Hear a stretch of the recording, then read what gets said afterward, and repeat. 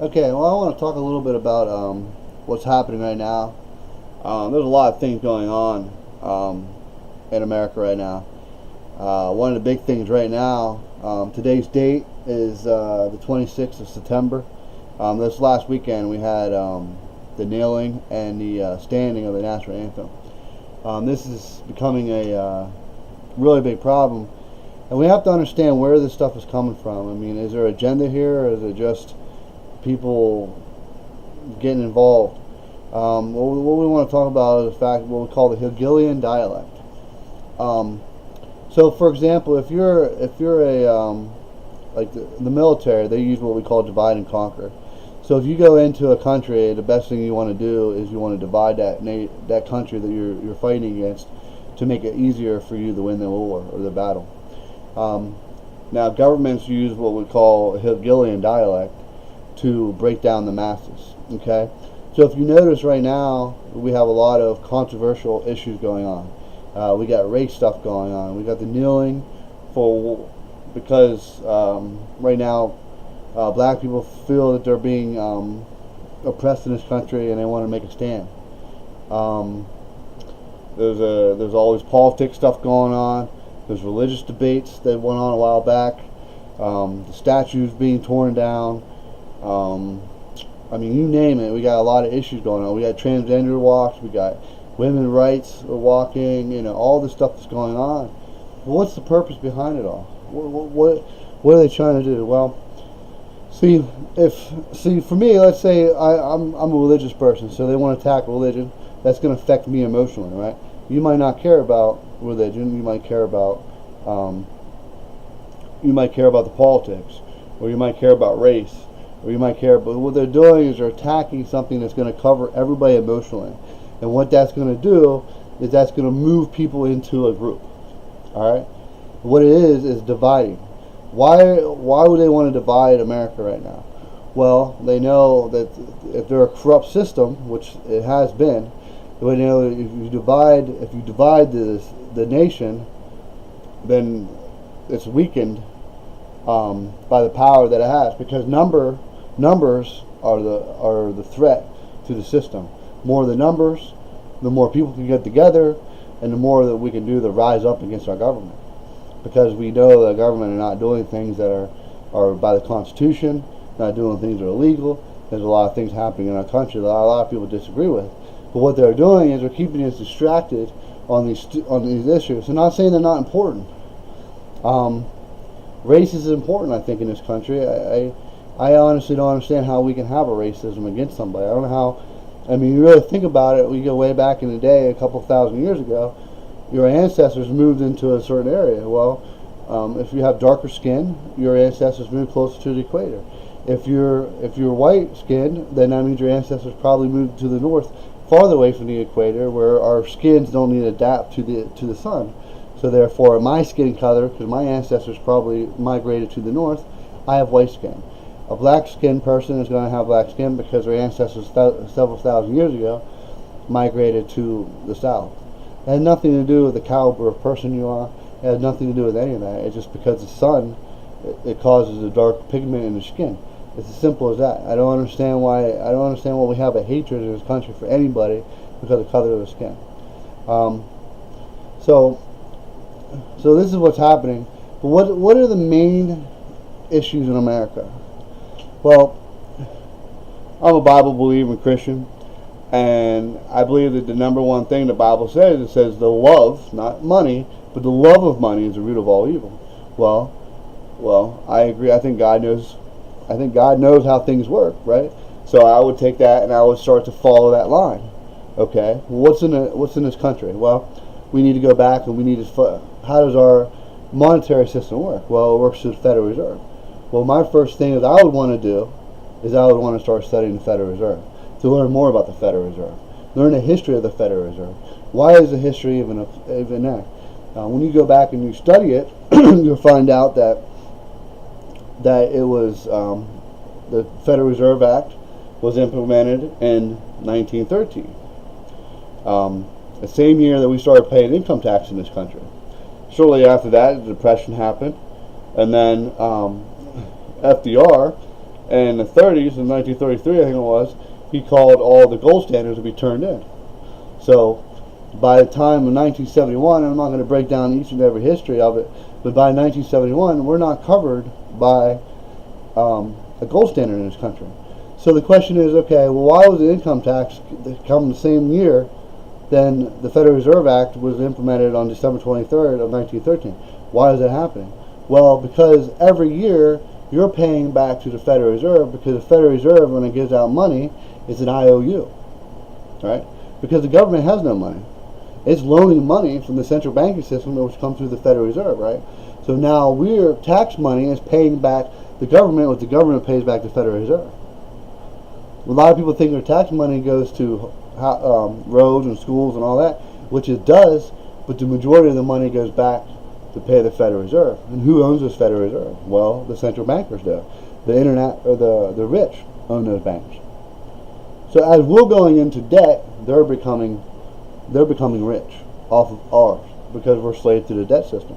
So what would they want to do? Well, one, they would want to keep you dumbed down, and they would want you to know, they would want you to be angry about all this race issue, or somebody tearing down the statues, or the North Korea crisis, or any of these other things. It's just a shadow of the decoy from the major issues that's going on in America.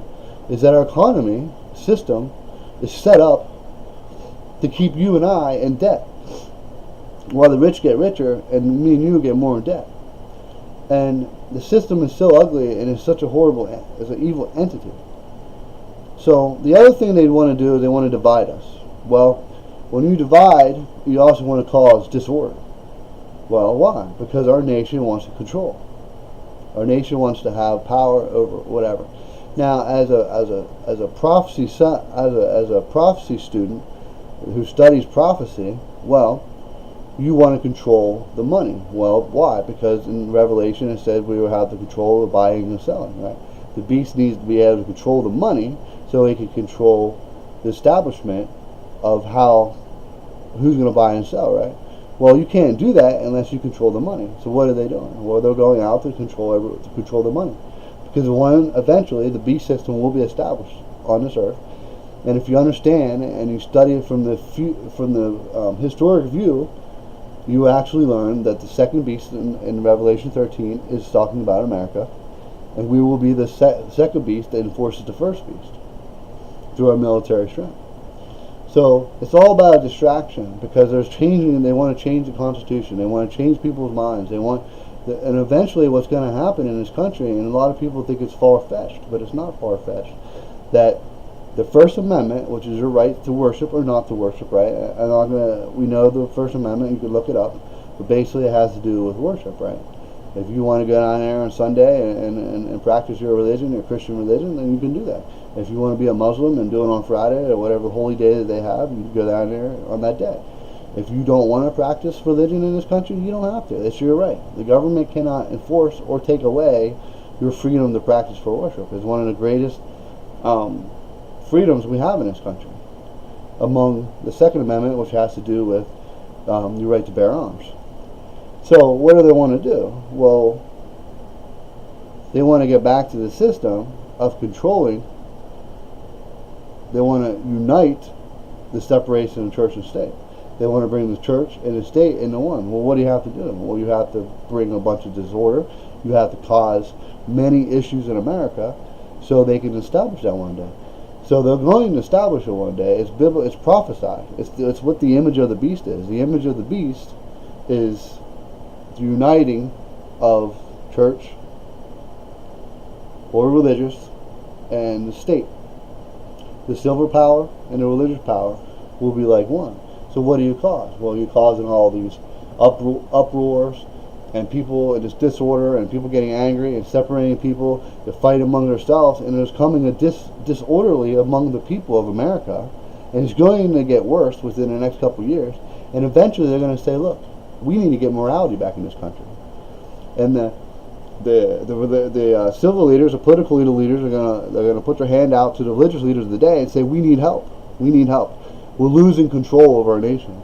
And then the religious leaders are going to say, okay, well, we need to start applying religious laws to get back the order and get back to morality in this country, because we're going down the wayside. Look at what we've been founded. We were founded on biblical principles. And I'm all about having God call people back, having this nation be called back to God, but not through government. And if you study any history, and in all of history, it always has been, every nation has always been persecuted once they combine religion and religious power or civil power together. It's always been persecution. That's why we separated in this country. We don't have a king and we don't have a pope for very good reason, because if you study the Dark Ages, we came from religious persecution and from political persecution, because they were working as a unity, one entity. They weren't separate. So that's what's happening today. So what? Again, let's go back. Why is all this stuff happening in America? Well, it's because they're trying to cause division. Okay. Now, who are they? Well, let's talk about they for a little bit. They are the secret societies. Some people call them Illuminati, which I definitely believe there's a system out there. Freemasons, Knights of Malta, Skulls and Bones, Bohemian Grove, Bilderberg Group, Trilateral Commission. We've heard them all, but the ones that are really at the top of the game is called the Jesuits. They're the ones at the top. They're the ones that are orchestrating everything to happen. And when we talk about the Hegelian dialect, we're going to go back to that concept again, okay? The Hegelian dialect is one where you cause a problem, okay? You cause the problem. You have the masses react to that problem, and then you get the solution that you look for from the beginning, okay? So they're using many aspects of the Hegelian dialect right now. Like I said before, some of it is religious, gender, kneeling, race, politics, the tearing down of statues, and police officers against the public, law against the public, and that type of thing, and all these things. I mean, you have to look at all these aspects, and you can say, I mean, is this just happening randomly? Just people doing this, or is there people creating this stuff to happen? I mean, you have to look at the things that are going on in a country right now logically, with an explanation of what's going on. Well, friends, we living in a battle, okay? We're living in a spiritual battle. To understand the things that are going on in the world today, we cannot understand it outside the realm of Yahweh or Jehovah, and the enemy is Satan. You have to understand it from that point of view. And every human being on this planet they're fighting for your heart and your mind. We all serve somebody. Whether you serve Satan or whether you serve God, you're serving somebody. Nobody's outside the realm of serving someone. You might not know who you serve. You might not think you serve. But you're serving somebody. And it's a spiritual battle. We're living in a war. A spiritual war. Yeah, we're not fighting like guns and ammo and swords and things. But we're fighting a spiritual battle. Ephesians 6:12, we all know the verse. We do not fight against flesh and blood, but against the spiritual darkness and wickedness of heavenly places. Paraphrasing, we all know that verse. If you know the Bible, you know what verse I'm talking about. So it's a spiritual battle in America. In Revelation 13:11-17, when it talks about the earthly beast, we're talking that is America. Okay, that's America. We are going to start speaking like a dragon, and we're in the process of transforming, friends. And people have to get to understand that we are transforming into the next role that we're going to provide, when we're going to help the beast be established. I mean, we are coming to be we're coming to be a Satanized country, and people don't want to hear that. People don't want to deal with that. They just think that things are happening randomly, and people want to know what's going on in the country. But spiritual, Satan ain't going to come out and say, "Hey, look, I'm screwing up you guys' country." You're not going to do that. That's stupid. Why would you? You're not going to do that. I mean, you look at music today. I mean, it's covered in darkness and spirits and devil worshiping and all this stuff. I mean, music, entertainment. It's covered. It's covered in darkness. And we have to come to the place where we get ourselves outside that realm, and we need to ask God to open our eyes to the reality. Because if your eyes are blinded to it, you don't know what's going on. You have no clue. And we need to know. We need to know what's going on. And Christians, we need to wake up. It baffles me how many Christians in America are actually blinded to what's really going on, because they don't know prophecy. Because they learn prophecy from a futuristic standpoint, and we believe that the Antichrist is sometime down in the future. Friends, the Antichrist has been revealed. It has had his deadly wound, and now it's being healed. All right, the Jesuits, the Knights of Malta, the Freemasons, the Illuminati, all these secret societies work for the beast system. Who is the beast system? Well, I'm not going to share exactly who that system is, because I need to build that foundation to explain it. But once you see the characteristics, you'll know exactly who it is. And if you know anything about who the Jesuits is, it kind of gives you a key to who it might be. And all the stuff that's going on is the Americans are reacting to the Hegelian dialect exactly the way they've set the system up. Because what they want is they want to control. And they want to establish Satan wants to establish his kingdom on this earth. And he's going to. There's nothing American people can do. What we need to do is accept Jesus Christ as Lord and Savior. You can't stop the system. God doesn't want the system to stop. He wants Satan's system to be fully established on this earth. Why? Because you can see who Satan really is. Do you want his government, or do you want the government of love? Or do you want the government of hate? Do you want the government of light? Or do you want the government of darkness? God's going to give it to us on here. He wants you to see Satan's ugliness. That's why he's going to allow the beast system to be established on earth, friends. Because he wants you to see who Satan is, what Satan's all about, why he would allow all this stuff to him. Everything's deceiving, everything's lies. Why he allows people, like he puts death on people, cancer. That's not God's way. That's Satan's way. And God's going to give it to mankind to see, hey, look, this is how Satan operates.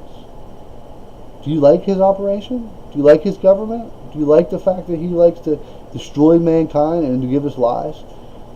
And take our money and put us in debt slavery from the Federal Reserve. Okay, now that we're on the money topic, okay, the buying and selling, we're going to go back to that topic for a minute. And I want to explain something to you, okay? Alright, so there's world bankings, right? Alright, and then each country today has a central banking system. So, before all this stuff happened, alright, so what we call the merchandiser, okay, they're the rich. They're the names you've heard, the Rothschilds, the Rockefellers. There's a lot of other names that you probably haven't heard. That's behind the scenes is even higher than those guys. The Warburgs, the J.P. Morgan families, the Kennedys, the Bundys, all these head honcho families. They're the merchandisers. They're the ones that own these banks, okay? So what happens is, if you want to get your money out there and you want to get to be able to control those economies, so what you do is you go into a country like, say for Russia. Russia was a communist country a while back in the 80s, right? Well, they fell, okay? Well, the reason what happened there was America and the beast got together and they wanted to destroy the third power, and they brought them down. So Russia came up as a new government. So what happened? Well, the banking system goes in there, right?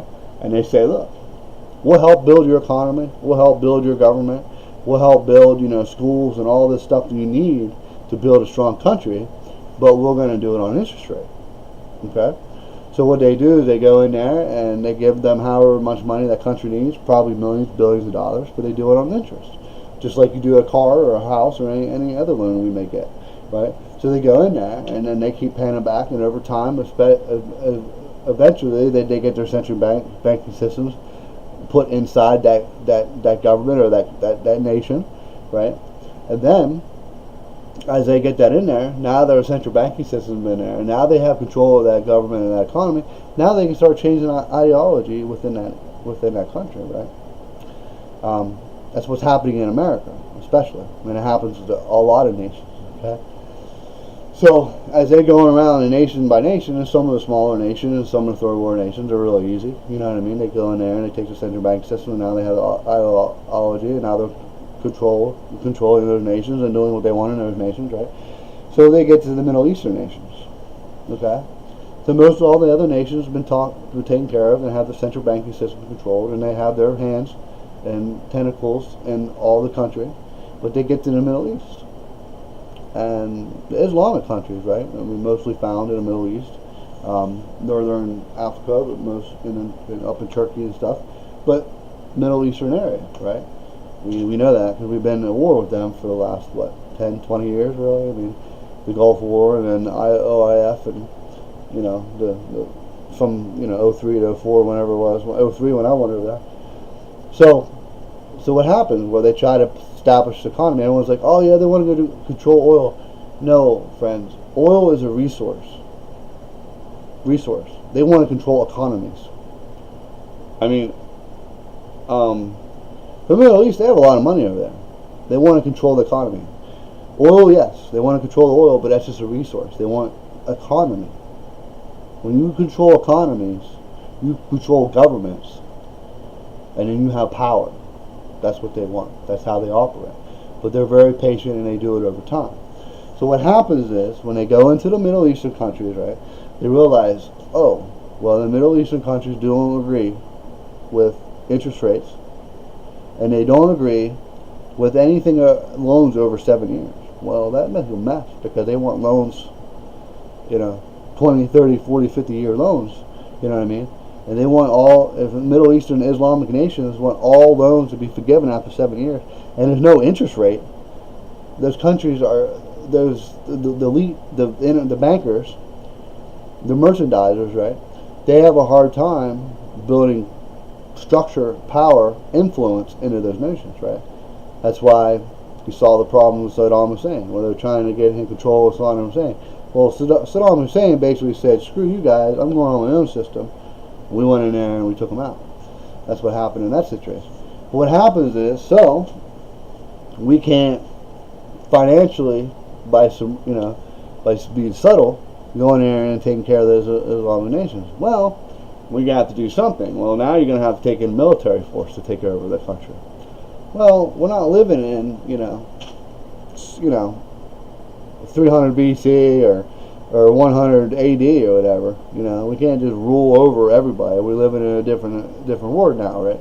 So what do? Well, you create a false flag, like 9/11, right? You blame it on the Middle East. You say Bin Laden did it, and guess what? You get the whole entire America backing you. Now you can go in there and you can take over their economy. Before 2000, like 2000, 2001, there was no central banking system in Iraq, Afghanistan, Sudan, and Libya. By the time of 2017, friends, there's only 3 economies left that need to be taking control. North Korea, Iran, Cuba. I have a question. What countries are we having trouble with right now in the news? North Korea, Iran. Why? Because we want their economy. Because we haven't had it yet. I'm not saying North Korea is I'm not saying they're not a bad country. I'm not saying they're not doing horrible things to their people. I'm not saying any of that. What I am saying is they're fighting the globalization. They've seen what we did to Iraq. They've seen what we did to Afghanistan. They've seen all that stuff. They don't want to play, and that's why they're practicing a nuclear weapon. Everybody thinks, they're trying to fight. It's because they don't want to be a part of the globalization system. But they're going to be. Either they're going to give in, China's going to push them down, or we're going to go in there and we're going to take out North Korea and we're going to take out Iran, and then the world elite will have all the economies of every nation. And at that time they can establish whatever system they want. We're that close to the end of time, friends. Jesus is coming soon. The beast system, I'm not saying dates and times, I don't do that. I would say in the next 15 to 30 years, Jesus Christ will come. And there's things that have to happen before his second coming. He's coming soon, friends. We all know it. I hear it all the time. People talking about the end of the world and the things that are taking place. But to buy and sell, they have to control the economy. That's why. And yes, I've had people say to me, "Oh, North Korea had nothing to offer." You're right. But they have to control the people, and the way to control is through money. Think about it. If you're in debt to the system, right? The banks can come and take your stuff, right? They can put you on a. They can do whatever they want. They control you. They can come and say, you know what? We're going to close your loan. They can do it. They're not going to do it because they need to make money right now. But they can turn off your loan, and what are you going to do? Take your house? You got 4 kids, 3 kids, house, wife, kids, whatever. You're a slave. Dave the slut said you're a slave to the debt, and they know it. The other thing that's very concerning too is when you get outside of that and you go back into the Federal Reserve and you start to realize that we're living on a fiat system. You know, friends, we're not backed by anything. Like how do we get value? I mean, did anybody ever ask how we have value in this country? Like how does a dollar bill have value? Well, they say because people are willing to trade. Okay. Well, who controls those other countries that I just talked about? Right? So, what happens when they say we don't use the dollar bill as value anymore? I'm not going to agree to it. And the Federal Reserve is what gives the dollar bill value. But there's nothing backing it to give it value. So, how easy could it be is for them to push a button and buy a dollar bill? Buy economies. Guess what? Now you're relying on the beast system for buying and selling. That's how it works, friends. That's how prophecy is starting to be fulfilled. It's not one day the Antichrist is going to come on the system and everybody's going to fall behind him. No, man. Satan's been at this for 6,000 years. And he's up in his game. You don't have much time left, but he's up in his game. And what he's doing now is absolutely brilliant. He is the greatest. He is the second greatest commander-in-chief in all of history. It's Satan. It's Lucifer. Now Satan. Who's the first? Jesus Christ. Because he won't lose in the end. Friends, we have to start waking up. We gotta stop listening to the news. We gotta stop listening. It's a propaganda machine at this point. They're doing it to get you riled up, to get you moved, to cause disorder into the nation, so they can cause more control through what Revelation teaches as the image of the beast. And the image of the beast is spiritual or religious power and civil power coming as one. Okay?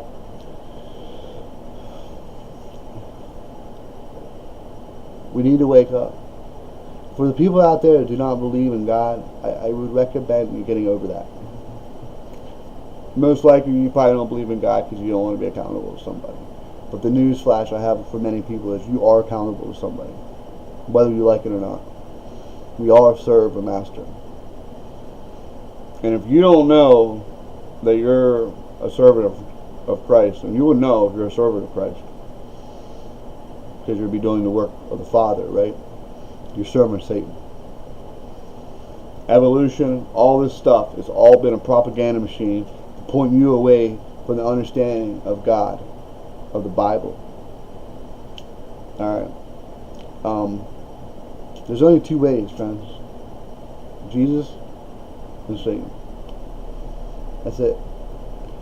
And people can argue, they can come up with whatever they want, but these are I've just covered just the beginning of what's happening in our nation, where we're headed, in what direction are we going to, and we have to start seeing things from a spiritual standpoint, because we have the greatest weapon we have in the days we're living in, not guns, not bullets, not swords, not your mouth, but it's the Bible. The Bible is what's going to save you. And we need to start coming to a place where we need to make decisions for who we want to serve. And when the beast is established, you're going to have either a mark on your forehead, which is your thought process, your belief system, or your hand, which is what? represents your actions. You might not go along with the beast, might not agree with it, but you're going to cooperate with the beast so you can buy and sell because you can live, right? Or Christians are going to head out into the wilderness and trust that God's going to take care of them and not be controlled by that system. Because we don't operate underneath Satan. We operate underneath the power of Christ. Friends, we're going to see some major issues in the coming years of America. And the other thing I want to share, and I'm not saying this to be an arrogant or cocky individual. I give all the glory to God when He shared this with me. But 1 year before Donald Trump was our president, I predicted him. Actually, the Lord told me He was going to be our president. And I truly believe in my heart that Trump will be the president that will start to build that unity between religion and between church and state.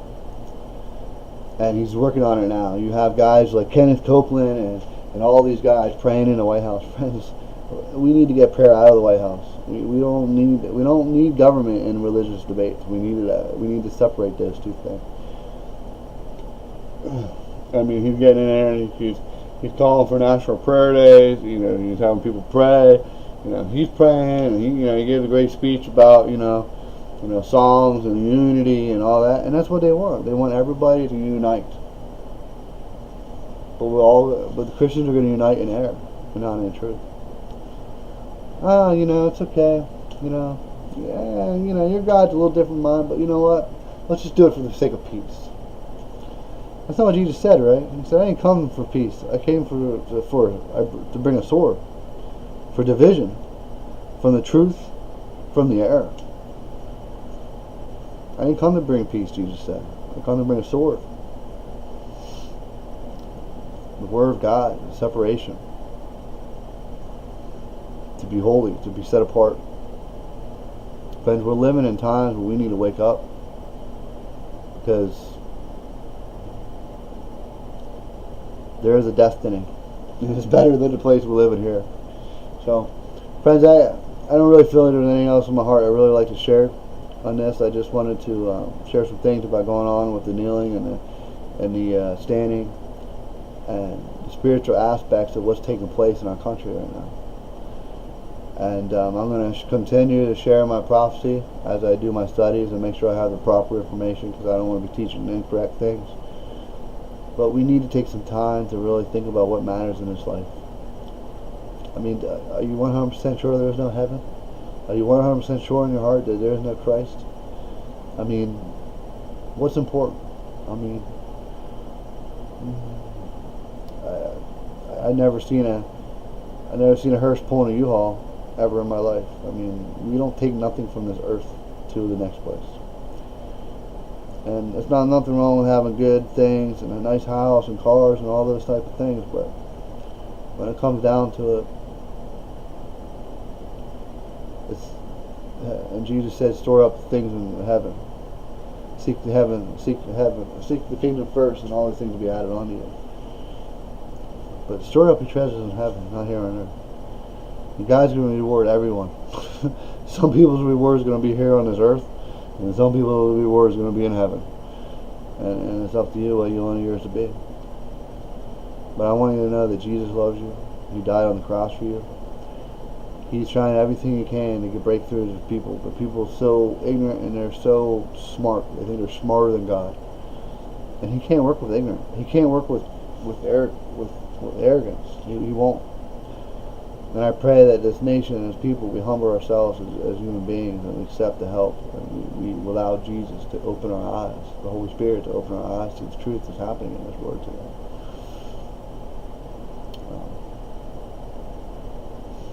It's up to us. It's up to you, what life you want to live.